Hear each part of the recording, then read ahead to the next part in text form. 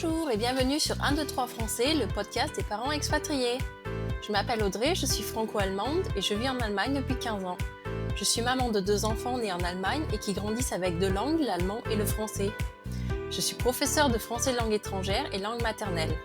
En 2022, j'ai lancé les Franco-Expats pour permettre aux enfants francophones de Cologne et de l'étranger de garder un lien actif avec la langue française ainsi qu'avec la culture francophone.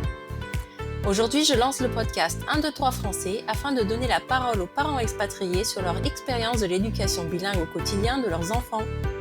J'accueillerai aussi des professionnels qui apporteront des conseils et donneront des idées pour soutenir ces familles expatriées. Bonne écoute!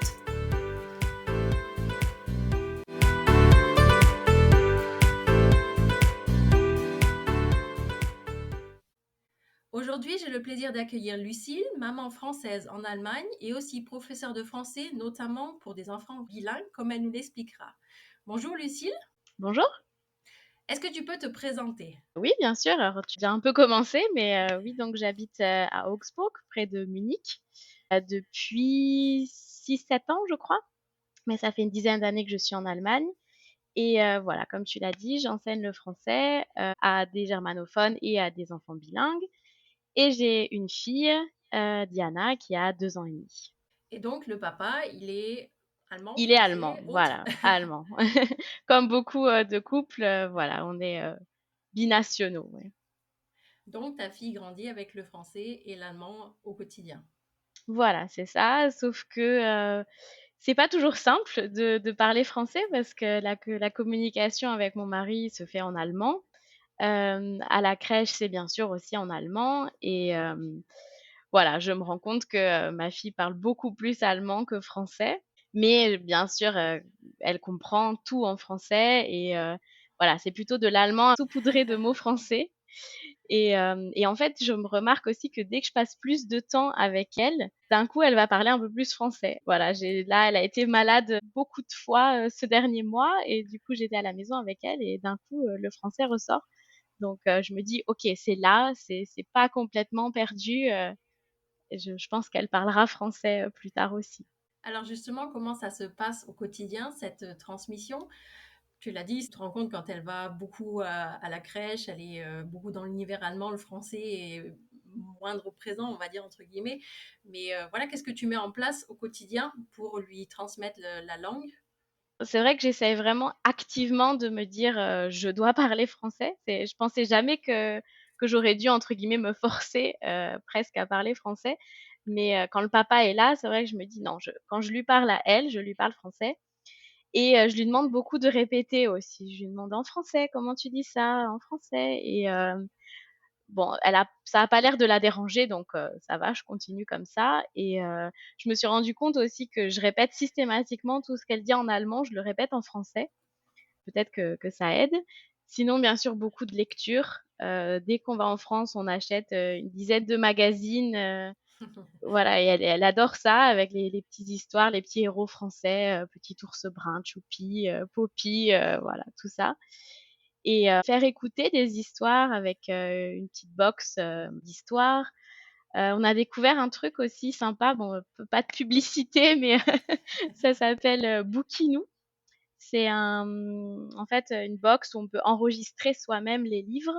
Donc ça, c'est aussi sympa parce que la grand-mère, la tante et tout peuvent enregistrer les histoires. Donc voilà, j'essaie de la baigner le plus possible dans le français. Et puis, bien sûr, des jeux, et cetera, appeler la famille, rencontrer aussi d'autres familles francophones. Enfin, c'est vrai que voilà, j'essaye vraiment activement que le français soit présent dans son quotidien. Et alors, comment c'est vu, cette éducation bilingue au quotidien? Donc, par exemple, à la crèche, dans ta belle famille, de manière générale, là où tu vis en Allemagne, est-ce que c'est bien vu ou au contraire pas très bien vu, soutenu? Oui, oui, en général, ouais, les gens sont assez positifs, ils sont même presque admiratifs. Waouh, elle va parler 2 langues, c'est génial. Parfois, ils me demandent même, mon mari, en fait, il parle aussi russe, il est né au Kazakhstan, et moi, mes grands-parents sont italiens. Alors parfois, ils demandent, ah, et aussi l'italien et le russe. Je fais, non, non, c'est bon, 2, ça suffit déjà, on va peut-être pas exagérer. Mais ouais, je pense que les gens sont assez ouverts à ça. À la crèche aussi, ça les fait rire parfois quand il y a des mots qui ressortent qu'ils comprennent pas. Alors ils essayent de me demander là, qu'est-ce qu'elle a dit? Ou alors ils cherchent sur Google, la traduction d'un mot, donc ouais, c'est assez positif. En fait, mes grands-parents, donc eux, ils parlaient italien et mes parents aussi, mais ils ont pas voulu parler italien avec moi parce qu'avant, c'était vraiment l'idée, il fallait parler qu'une langue, il fallait s'intégrer en France et tout. Et maintenant, ils ont changé leur vision là-dessus. Ils voient très bien qu'au contraire, c'est un avantage de parler plusieurs langues, c'est une ouverture et voilà, je pense qu'il y a du chemin qui a été fait, là-dessus. Alors, je rebondis juste, je sors un petit peu du Mmh. contexte français Ouais, bien sûr. exceptionnellement. Tu dis que ton mari parle russe et allemand. Est-ce que, voilà, on a les différents problèmes avec la Russie. Est-ce que maintenant tu constates une différence à ce niveau-là? Est-ce que justement ils vont dire, ah, le français c'est très bien, le russe, est-ce qu'il faut l'éviter? Ou au contraire, les gens restent ouverts à ce niveau-là? Ouais, c'est une bonne question. Bon, lui, il est pas très concerné parce que, il sait parler russe, mais il parle pas russe au quotidien, en Ok, fait. Enfin, ouais. il est venu en Allemagne à 7 ans, donc jamais il va s'identifier à la langue russe ou quoi que ce soit.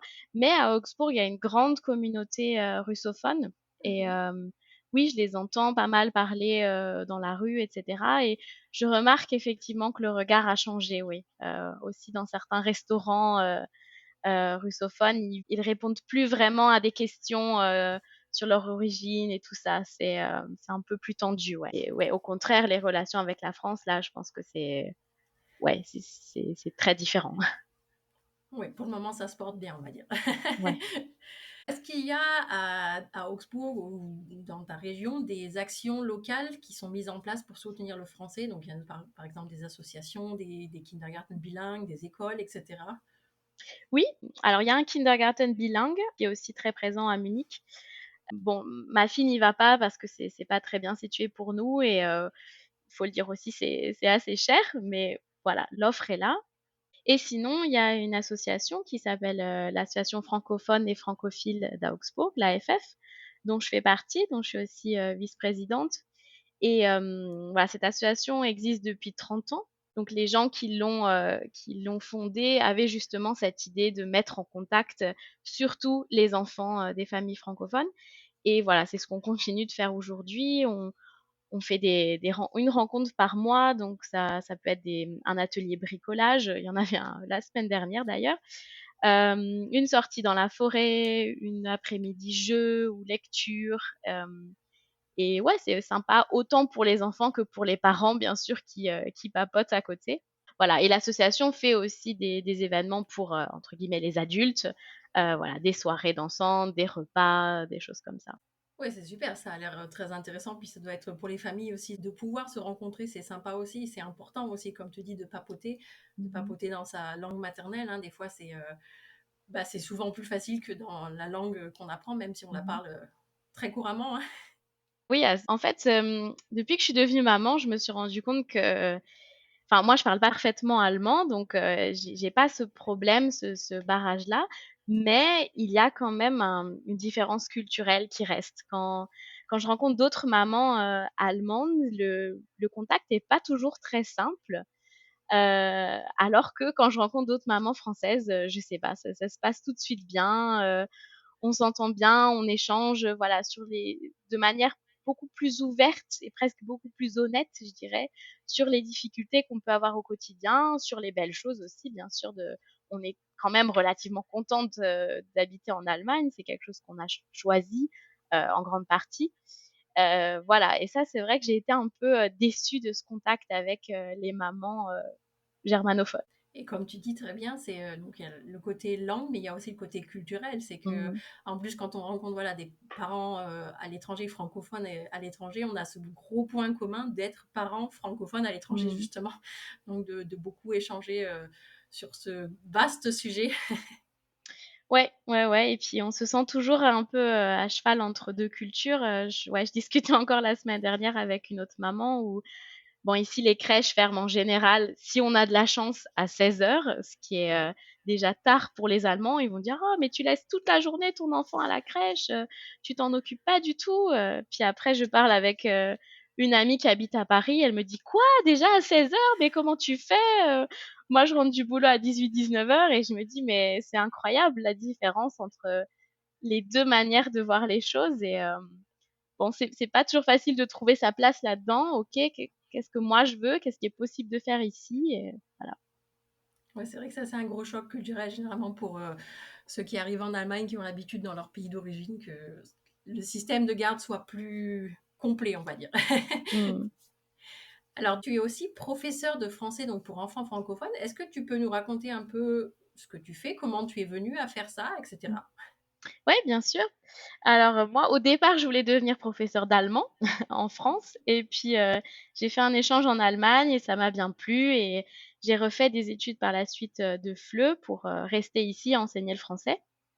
Je travaillais dans un centre de langue d'université et pour compléter un peu mes revenus, j'ai commencé aussi à donner des cours en ligne pour une école de langue en ligne et eux, ils proposaient, des cours, donc de FLE et des cours pour enfants, francophones, donc des enfants d'expatriés français, qui habitaient, voilà, dans le monde entier. Donc vraiment, j'ai eu des élèves qui étaient, aux États-Unis, à Singapour, en Angleterre et cetera et ça m'a énormément plu, en fait, ce côté, d'être un peu comme une institutrice, d'apprendre la lecture en français, de faire découvrir la grammaire et cetera, mais tout en ayant le côté, ludique. On n'est pas à l'école, on n'est pas en France, donc tout ce qu'on fait, c'est voilà, c'est un plus pour les enfants, mais c'est pas noté et cetera et voilà, j'ai adoré ça et quand ensuite je me suis rendu compte qu'il y avait beaucoup de francophones, à Augsbourg, je me suis dit: «Ben, il y a quelque chose à faire peut-être aussi en présentiel» et c'est pour ça que j'ai commencé, à donner des cours en présentiel et donc j'ai fait, en fait, chaque semaine, donc c'est le samedi parce que c'est aussi à la demande des parents parce que c'est très compliqué la semaine avec toutes les autres activités des enfants. Mais le samedi matin, donc j'ai 2 groupes, un groupe, plus pour les petits, genre dernière année de kindergarten et première classe et un cours pour les plus grands, 2, 3, quatrième classe. Et j'ai des très bons retours des parents et des enfants, ça semble plaire à tout le monde et voilà, ça m'encourage, vraiment à continuer ce type de cours. Et qu'est-ce que tu fais alors pendant ces cours? Alors j'essaye de faire un peu de tout, ce qui est pas toujours facile, mais déjà que les enfants prennent plaisir à se rencontrer, à parler entre eux, on joue un petit peu, à développer aussi leur capacité à l'oral, à raconter des choses, à étendre leur vocabulaire et cetera. Et après, quelques activités à l'écrit. Donc, pour les plus petits, c'est découverte des lettres, voilà, recopier un petit peu des mots, des choses comme ça. Et puis, pour les plus grands, ben, des petites questions sur la lecture d'une histoire. Et pour les plus grands, ben, un petit peu de grammaire, un petit peu de conjugaison. Voilà. Et en général, ils aiment bien, en fait, parce que voilà, il n'y a pas la pression de l'école. Et puis, quand même, ils sont contents d'apprendre quelque chose. Puis généralement, ils sont contents aussi d'élargir leur connaissance en français, de pouvoir dire bah, je sais maintenant lire et écrire, qui est quand même Mhm. à 6-7 ans, quand ils apprennent à écrire dans leur langue, ils sont contents de pouvoir dire bah, je sais lire et écrire dans mes deux langues voilà, que je parle au Ouais, quotidien. Hein. ouais, bien sûr. Alors, à propos d'apprendre à lire et à écrire, bon, il y a beaucoup de parents qui maintenant ont accès à ce genre de cours, mais beaucoup n'y ont pas accès ou ne veulent pas les suivre. Est-ce que toi, tu as des conseils pour qu'ils puissent aider leurs enfants à apprendre à lire et à écrire en français? Oui, alors, ben, déjà, il y a beaucoup de parents qui me disent que leur enfant a pas envie. Alors je leur dis surtout de pas les forcer et de revenir plus tard. Et il y a aussi le cas complètement inverse de parents qui vont me dire: «Ah, mon enfant, je vois qu'il a envie, mais je veux pas aller trop vite, je veux qu'il apprenne déjà à lire l'allemand» et cetera. Et alors, bon, moi, je suis plutôt d'avis de dire: «Il faut suivre un peu l'enfant». Si l'enfant, il a envie, personnellement, je le bloquerai pas, je le freinerai pas.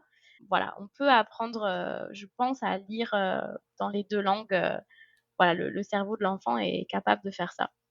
Alors pour apprendre la lecture, ben, il y a beaucoup de méthodes différentes, j'essaye un petit peu de piocher partout. Il y a la méthode des alphas que j'aime beaucoup, c'est des petites lettres personnages qui font apprendre les sons aux enfants, voilà et aussi les sons difficiles, du français comme le ou, le ouah, donc le on, les combinaisons de sons comme ça et voilà de passer par ça, donc de passer par les sons avant d'essayer de lire.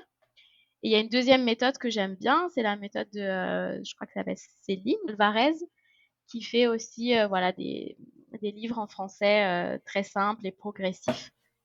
Et voilà, donc je conseille aux parents oui, d'acheter ce genre de livres Aussi, il y a une collection qui s'appelle Sam et Julie, je crois. Voilà, les parents à qui j'ai donné ces conseils ont acheté ces livres et en général, ça a bien fonctionné avec les enfants. Oui, c'est vrai que ces livres, je les ai aussi pour mes enfants ou en cours. C'est des livres, ils Mhm. sont courts, ludiques et en effet adaptés justement aux enfants qui apprennent à lire et à écrire en français. Mhm. Alors pour terminer, est-ce que tu as, avec ta fille, est-ce que tu as des anecdotes sur ton bilinguisme ou et peut-être du coup avec tes élèves que tu vois le samedi matin? Mhm. Oui, alors avec ma fille, c'est sûr que bon, elle mélange tout le temps et c'est vrai qu'il y a des phrases comme ça qui restent. Enfin, elle dit tout le temps en fait, ich bin fini ou ich bin fatiguée. Et bon, moi, en tant que linguiste, ça m'intéresse tellement parce que je me suis dit, bah oui, la forme ich bin, euh, moi, je dis rarement je suis en français. Je vais dire maman est. Et je me suis dit, tiens, c'est vrai que le je suis, elle l'entend pas beaucoup. Donc, elle prend la structure en allemand, mais après, elle prend le mot français, voilà, fini, fatigué, etc. Mais elle fait des mélanges incroyables. Il a pris la balle. Euh, et voilà, bon, mon mari, du coup, comprend aussi ce mélange-là. Et je me dis, mais de l'extérieur, c'est pas évident pour tout le monde. Et notamment à la crèche, comme je disais tout à l'heure, il y a des mots voilà, qu'elle dit qu'ils comprennent pas toujours. Et il y a quelques semaines, il me parlait d'un mot et il me disait, mais Diana, elle a pris ce gros coussin là et puis elle a dit, das ist meine marquise, manquise. Ils arrivaient pas trop à dire le mot et moi j'étais en train de réfléchir, mais je vois pas ce qu'elle a pu dire, je comprends pas trop. Et puis le soir, illumination. Ah mais oui, elle a parlé de la banquise. Et en fait, on Ah! avait lu un magazine avec des ours polaires qui vivaient sur la banquise et elle avait adoré ça. Et c'est vrai que ce coussin, il était bleu clair, un peu allongé. Et du coup, pour elle, c'était la banquise, quoi. Ah, c'est Et chouette. ouais, ouais, ça les a fait beaucoup rire. Le lendemain, je leur ai raconté et ils ont dit, ah d'accord, ok. Donc c'est Pack Ice en allemand, ok, voilà. Et donc Diana est toujours, ah, meine Banquise. Et en plus, elle le prononce à l'allemande, du coup, voilà, on y croit, on pense que c'est un mot allemand, mais pas du tout. Et voilà, donc bon, des petites anecdotes, il y en a pas mal comme ça. C'est vrai que je me dis, il faudrait que je les note parce qu'on les oublie très rapidement. C'est vrai, hein. Et avec mes élèves, pas trop. Je dois dire que qu'ils mélangent pas trop pour le coup. Soit ils parlent en allemand, soit ils parlent en français. Au début, il y en a certains, ils parlent pas beaucoup non plus parce que je vois très bien qu'ils comprennent, mais ils ont un petit peu peur de parler ou ils n'ont pas l'habitude de parler beaucoup en français s'ils entendent plus l'allemand dans leur famille. Donc, ouais, j'ai moins ça dans mes cours, ce mélange. Même à l'écrit? Parce que je sais que moi, dans mes élèves, à l'écrit, Euh, j'ai des trucs. Alors, ils mélangent, ils écrivent un mot français à l'allemande. Donc, c'est vrai que ça fait des trucs ouais, très mignons. oui, ça oui, c'est vrai. Enfin, au niveau de oui, de l'orthographe, oui, c'est plein de K, de O Oui. umlaut, de choses comme ça c'est assez drôle, oui. Donc, j'essaye de leur dire non, des K, il y en a pas beaucoup en français, des O umlaut, il y en a pas non plus. Mais bon, c'est vrai que l'écrit, on le travaille pas beaucoup, beaucoup. J'essaye de pas trop les frustrer parce que ouais, sinon ils disent ah, je sais pas écrire en français et ils écrivent rien du tout. Donc voilà. Merci pour ton témoignage, c'était très intéressant. Je pense que ça va intéresser aussi beaucoup de gens, notamment par rapport à cet apprentissage de la lecture et de l'écriture qui est un très gros pavé quand on apprend une langue étrangère à son enfant. Mhm. Donc pour ça, merci. Et donc, au Ben, revoir. ben Oui, merci pardon. beaucoup à toi de, de nous donner la possibilité de faire ça. Et je pense effectivement qu'il y a une grande communauté qui peut être mise en contact grâce à toi. Ben, merci aussi. Et au revoir. Au revoir.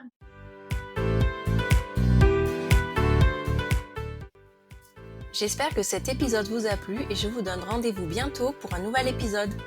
N'hésitez pas à me partager en commentaire vos impressions et vos questions. À bientôt!